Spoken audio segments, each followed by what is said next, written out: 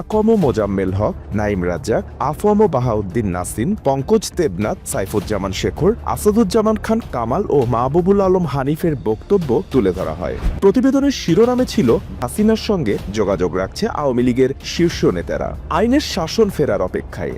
এই কঠিন পরিস্থিতিতেও নেতাকর্মীদের মধ্যে দেশে ফিরে জনগণের জন্য কাজ করার আশা রয়ে গেছে। শেখ হাসিনার মন্ত্রিসভার একাধিক সদস্য ও সংসদ সদস্য বলেন, আমরা দেশ পুনর্গঠনে সংকল্প নিয়েছি।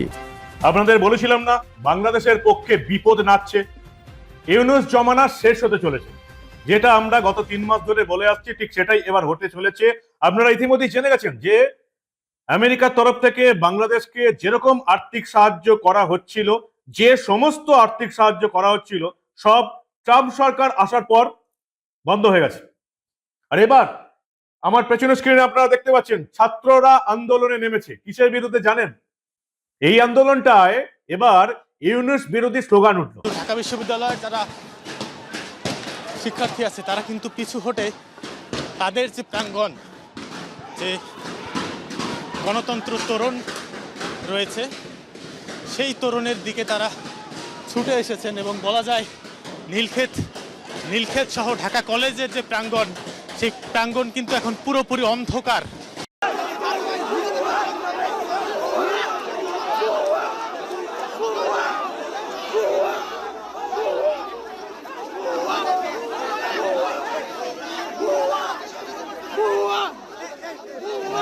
অল্পের জন্য হয়তো তিনি এখানে লাঞ্ছিত হয়ে যেতেন। পরিস্থিতি খারাপ দেখে ঘটনাস্থল ত্যাগ করে চলে গেছে হাসনাত আব্দুল্লাহ। দর্শক, যে ফুটেজটা দেখছেন, সাউন্ডগুলো কি আপনারা ক্লিয়ার বুঝছেন? শব্দগুলো ছিল এরকম, ভুয়া ভুয়া, মানে হাসনাতকে দেখেই 7 কলেজের শিক্ষার্থীরা বলছিল। তবে মজার একটা সেন্টেন্স তৈরি করছে পোলাপাইন, এসেছে রে এসেছে, ফুটেজ খুর এসেছে, মানে চা খুর, এই খুর সেই খুর। তো ফুটেজ খুর কেন বলা হচ্ছে? যে বিভিন্ন জায়গায় সার্জিস হাসনাতরা যে পরিমাণ অন ক্যামেরা নিচ্ছে, তো মানে ফুটেজ নেওয়ার জন্য তাদের একটা ভূমিকা, বা বিভিন্ন জায়গায় প্রধান অতিথি হচ্ছেন। মাশাল্লাহ, দেখেন এই যে অনেকে বলেন যে ইউনিভার্সিটিতে পড়াশোনা করলে ধর্মীয় জ্ঞান রাখে না, কিন্তু আপনি দেখেন মাহফিলের মধ্যে যেদিন আমরা দেখছি হাসনাত অতিথি হিসাবে বক্তব্য দিচ্ছে, আমার কাছে মনে হচ্ছে যে না, আধুনিক শিক্ষা যারা নেয় তারা কিন্তু কোরআন হাদিসের জ্ঞানও রাখে। আপনারা এতটা ভাবেন না যে মাদ্রাসা শিক্ষার্থীরা সব পারে। যাই হোক, তো বিভিন্ন জায়গায় এই যে যাচ্ছে ফুটেজ, তো পোলাপানের মধ্যে হয়েছে কি, এসেছে রে এসেছে, ফুটেজ কুর এসেছে। আবার আরেকটা ডায়লগ ছিল গেল কয়েকদিন আগে, সম্ভবত এই 7 কলেজের শিক্ষার্থীদের একটা আন্দোলনের মধ্যে উপদেষ্টা নাহিদ গেছিল, তখন আরেকটা ডায়লগ ছিল, সব শালারা বাট পার, আর্মি হবে ঠিকাদার, এরকম মোটা মোটা গলায় একটা পোলা এরকম, মানে খুব ভাইরাল হয়েছিল। যাই হোক, গতকালকে রাতে আপনারা প্রথমে যে দৃশ্যটা দেখছেন, এটা হচ্ছে ঢাকা বিশ্ববিদ্যালয় এবং 7 কলেজের শিক্ষার্থীদের মধ্যে যখন সংঘর্ষ একটা ব্যাপক পর্যায়ে চলে গেল, পুলিশ বিজিবি মানে একটা অস্থির অবস্থা। এটা সম্ভবত বিজিবি আসার আগে আমরা যে দৃশ্যটা দেখছি, হাসনাত তার দায়িত্ববোধের জায়গা থেকে, যেহেতু তিনি একজন প্রধান সমন্বয়ক বা এই মুহূর্তে সো পপুলার অ্যাজ এ কী বলা হয় ক্যারেক্টার, প্লাস ঢাকা ইউনিভার্সিটির সে ছাত্র সাবেক, তো স্বাভাবিকভাবে এরকম পরিস্থিতিতে তারাই যায়, সার্জিসও ছুটা যায়। তবে কালকে সার্জিস যায় নাই, হাসনাত গেছিল। তো যেমনে গেছে পরিস্থিতির এমন হয়েছিল, আরেকটু থাকলে হাসনাতের উপর 2-4টা কিল ঘুষি পড়তে কিন্তু মিস হতো না। পোলাপান যে টেম্পারে উঠছিল, হাসনাতও বুদ্ধিমান ছেলে, পরিস্থিতি বুঝা ভাইগা গেছে। সোশ্যাল মিডিয়া জুড়ে যারা আওয়ামী লীগ, যুবলীগ, ছাত্রলীগের কর্মীরা আছেন, তারা ব্যাপক উচ্ছ্বাস প্রকাশ করছেন, কিন্তু অন্যদিকে সমন্বয়করা নিরাপত্তাহীনতায় ভুগছেন। হঠাৎ করেই ছাত্রলীগ আসবে, যেই স্লোগানগুলো বিভিন্ন জায়গায় ফেসবুকে বা বিভিন্ন ইয়াতে আমরা দেখছি, এগুলো কিন্তু আস্তে আস্তে সত্যি হচ্ছে।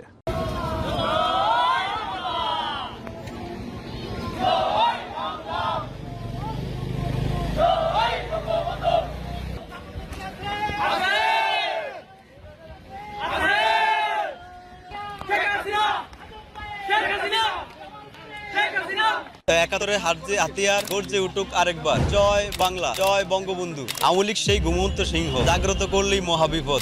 আগের সরকারই ভালো আছে, আগে তুলনা হয় না। শেখ হাসিনার রাজত্ব করবো, তারাই দেশটারে চালাইবো। যদি বাইসা থাকি আবারও দেখা হইব, জয় বাংলা, জয় বঙ্গবন্ধু। জঙ্গলের সিংহের রাজত্বই মানায়, সিংহ ঘুমায় গেছে মানে এই নাই যে শিকার করা ভুইলা গেছে। আওয়ামী লীগ সেই ঘুমন্ত সিংহ, জাগ্রত করলেই মহাবিপদ। 11 নাম্বার সিগন্যাল চলবো, পুরাই রেড অ্যালার্ট। সবাই সবার জায়গা থেকে প্রস্তুত হও। কি ঘটবে জানি না, তবে সামনে খুবই একটা খারাপ দিন আসতেছে, এটা বাস্তব, যতটুকু বুঝতে পারতেছি। সময় বলে দিবে। ভালো থাকো। ক্ষণে ক্ষণে রং পাল্টাচ্ছে বাংলাদেশের রাজনীতি, জমে উঠেছে বিএনপি আর সরকারের ছাত্র উপদেষ্টা এবং সমন্বয়কদের লড়াই। এরই মধ্যে ক্ষমতাচ্যুত আওয়ামী লীগ ফেব্রুয়ারি থেকে আন্দোলনের ঘোষণা দিচ্ছে। ফেব্রুয়ারিতে আওয়ামী লীগ সরকার পতনের দাবিতে মাঠে নামতে চায়। আপনার জয় বাংলা স্লোগান দিয়ে জুলাই আন্দোলনের যে সমন্বয়করা আছেন তাদের উপর হামলার ঘটনা ঘটেছে। এবার সরকারকে 24 ঘন্টার সময় বেঁধে দিয়েছেন। এর মধ্যে দাবি পূরণ না হলে কঠোর কর্মসূচির হুঁশিয়ারি দিয়েছেন তারা। বৈঠক শেষে প্রভিসির পদত্যাগ সহ 6 দফা দাবি না মানায় মঙ্গলবার সন্ধ্যা 6টা পর্যন্ত আবারও 24 ঘন্টার আলটিমেটাম দেয় শিক্ষার্থীরা। অন্যথায় কঠোর আন্দোলনের হুঁশিয়ারি দেন তারা।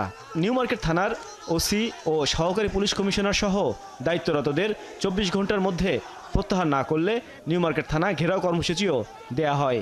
অনতি বিলম্বে আগামী 24 ঘন্টার মধ্যে পদত্যাগ করতে হবে। আমি বলছি ছাত্রদের এই জয় জয়কার থাকবে না বলি নাই।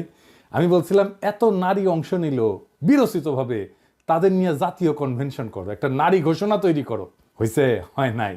আমরা কেউ পারি না, কাজটা আগে করি নাই, এটা কোনো কথা হইলো স্যার? এটা যুক্তি দিলেই হইলো। আপনি গাছেরও খাইবেন আবার তলারও কুড়াবেন, এটা তো হবে না স্যার।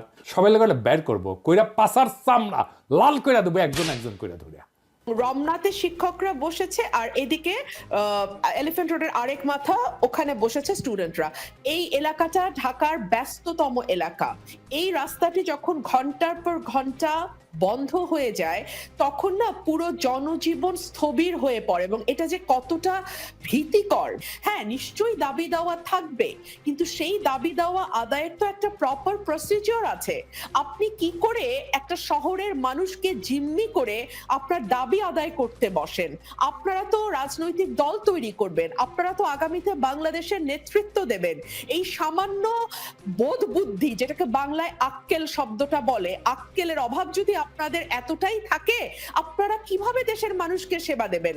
সো আমার মনে হয় প্রত্যেকে দয়া করে যার যার জায়গা থেকে একটু রেসপন্সিবল আচরণ করবেন, একটু আক্কেল সম্মত মানুষের আচরণ করবেন। আমি এই কথাটি, সরকার যদি আইন শৃঙ্খলা পরিস্থিতি কন্ট্রোল করতে না পারে, সরকার যদি মানুষের নিরাপত্তা নিশ্চিত করতে না পারে, সরকার যদি জনগণকে আশ্বস্ত করতে না পারে, আমি তো দ্রব্যমূল্য টুল্য সরিয়েই রাখলাম, এগুলো যদি মিনিমাম যেগুলো বেসিক নিডস যেগুলো সেগুলো ফুলফিল করতে না পারে, এই গভর্নমেন্টের উচিত স্টেপ ডাউন করা। জোর করে ক্ষমতা দখল এক জিনিস, আর সেই সরকারটাকে চালিয়ে নিয়ে যাওয়া তার জন্য অন্য লেভেলের স্কিল সেট দরকার আছে।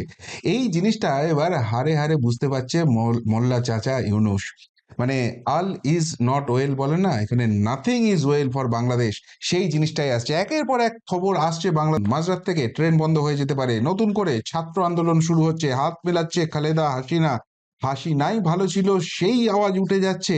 4 ঘন্টা, মাত্র 4 ঘন্টার সময় সীমা ইউনূস সরকারকে বেঁধে দিয়েছিল, এবং হাসিনাকে যেভাবে সরে যেতে হয়েছিল সেই জায়গা থেকে আতঙ্ক কুরে কুরে খাচ্ছে ইউনূসকে। ওই সময়সীমা শেষ হওয়ার আগেই এই ছাত্র আন্দোলনের কাছে নতি স্বীকার করে নতুন করে আন্দোলন শুরু হবে। অর্থাৎ বাংলাদেশে আবার কিন্তু নতুন করে ভয়ঙ্কর ছাত্র আন্দোলন হচ্ছে, এবং ছোট ছোট দাবিতেও ইউনূস যদি মাথা নিচু না করে আরো বেশি চাপ তৈরি হবে, এবং সেখানে যদি পুলিশ সেনাবাহিনী এটা ব্যবহারের সামান্য চেষ্টা করে, অগ্নিগর্ভ পরিস্থিতি দেখতেই পাচ্ছেন ছবি কি অবস্থা হচ্ছে। এদিকে যখন দেশের মধ্যে এই অবস্থা, একদিকে রেল পরিষেবা থমকে যাওয়ার অবস্থা রয়েছে, একদিকে ছাত্র আন্দোলনে অগ্নিগর্ভ পরিস্থিতি হচ্ছে, সেই অবস্থায় শেখ হাসিনা এবং খালেদা জিয়া তারা কি হাতে হাত মিলিয়ে নেবেন এবং ইউনূসকে ছুঁড়ে ফেলার ব্যবস্থা করবেন? কেন এই কথাটা হচ্ছে? আওয়ামী লীগ এবং বিএনপি নেতাদের অবস্থান বর্তমানে অভিন্ন। দুই দলই ইউনূসের নেতৃত্বাধীন কোনো সরকারের অধীনে নির্বাচন হোক চাইছে না। এই যে বাংলাদেশে এটা অন্তর্বর্তী সরকার চলছে এবং যে কোনো সময় নির্বাচন ঘোষণা করতে হবে, যত তাড়াতাড়ি সম্ভব নির্বাচন ঘোষণা করতে হবে, এই চাপটা বাড়ছে। কিন্তু সেই নির্বাচনের সময় ইউনূস মোল্লা যাতে নিজের কাছে ক্ষমতাটা রাখতে না পারে, গণতান্ত্রিক পদ্ধতিতে কেউ জিতে ক্ষমতায় আসুক, এই জায়গাটা নিশ্চিত হয়, সেটা সুনিশ্চিত করতে গেলে ইউনূস মোল্লাকে ইমিডিয়েটলি রিজাইন করতে হবে।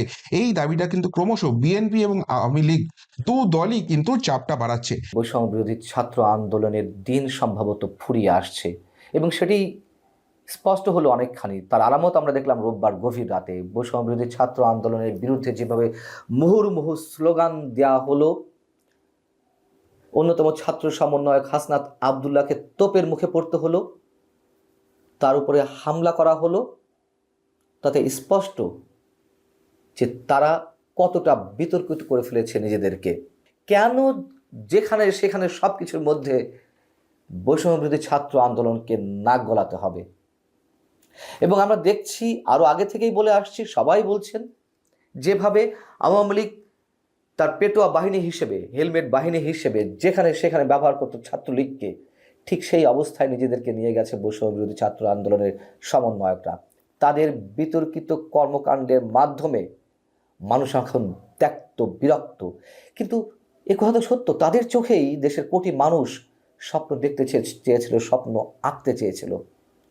কিন্তু তারা যে নিজেদেরকে বিভিন্ন কর্মকাণ্ডের মধ্যে দিয়ে অপ্রতিরোধ হিসেবে নিজেদেরকে আমাদের সামনে উপস্থাপনের চেষ্টা করছে, সেটা তো মানুষ ভালো চোখে নেয়নি, নিচ্ছে না। দীর্ঘ টানাপোড়েনের পর ঢাকা বিশ্ববিদ্যালয় থেকে আলাদা 7 কলেজ ভর্তির প্রক্রিয়া থেকে সরে গেল দাবি। পরবর্তী সিদ্ধান্ত নেবে বিশেষজ্ঞ কমিটি। 7 কলেজকে অধিভুক্ত করার সিদ্ধান্ত ছিল ভুল বলছেন শিক্ষকরা। সাবেক 2 ভিসির মনস্তাত্ত্বিক দ্বন্দ্বে তৈরি হয়েছিল জটিলতা। ইসলামী আন্দোলন কার্যালয়ে বিএনপি মহাসচিব, একে অন্যকে আঘাত করে বক্তব্য দেবে না ফ্যাসিবাদ বিরোধী শক্তি, 1 বছরের মধ্যে নির্বাচন সম্ভব। ন্যায় বিচারের পক্ষে দাঁড়িয়ে শেখ হাসিনাকে ফেরত দেবে দিল্লি, আশা টবি ক্যাডম্যানের। 2 আওয়ামী লীগ নেতা ও সাবেক 6 পুলিশ সদস্যের বিরুদ্ধে গ্রেফতারি পরোয়ানা। এবং এইটা ওনারা কি ভাবছেন আমি জানি না, এটা হবে নতুন পলিটিক্যাল পার্টির জন্য সবচেয়ে বড় কলঙ্ক। এই কলঙ্ক কেবল তাদের সারা জীবন বয়ে বেড়াতে হবে তা না, এই কলঙ্কের কারণে তাদের ডুবেও যেতে হতে পারে। তারা এই ভুলটা কেন করছে এটা আমি বুঝতে পারছি না। বাংলাদেশের ইতিহাসে কখনো এইভাবে সরকারের আনুকূল্যে কোনো দল গড়ে উঠলে সেই দল ভালো করতে পারে এমন ইতিহাস নাই। সাধারণ মানুষ এটাকে পছন্দ করে না। তাহলে আপনি বলবেন বিএনপির কথা, জাতীয় পার্টির কথা, হ্যাঁ এটা বলবেন এই কারণে ওই দলগুলোর ওই সময় প্রধান যিনি, উনি রাষ্ট্র ক্ষমতায় ছিলেন, উনি সরাসরি বলতেন এটা আমার পার্টি, আমি বানিয়েছি। উনি ছিলেন সেই পার্টির প্রতিষ্ঠাতা, এরকম অনেকটা। কিন্তু এখানে তো আর ডক্টর ইউনূস দায়িত্ব নিয়ে বলবেন এটা আমার পার্টি। ডক্টর ইউনূস যদি বলতো তাহলে এক কথা ছিল, কিন্তু তা তো উনি বলবেন না। তখন এটা হবে কি জানেন, এটা হবে ওই কিংস পার্টি, আরেকটা কিংস পার্টি। কিংস পার্টির ভবিষ্যৎ পৃথিবীর কোথাও ভালো হয় না।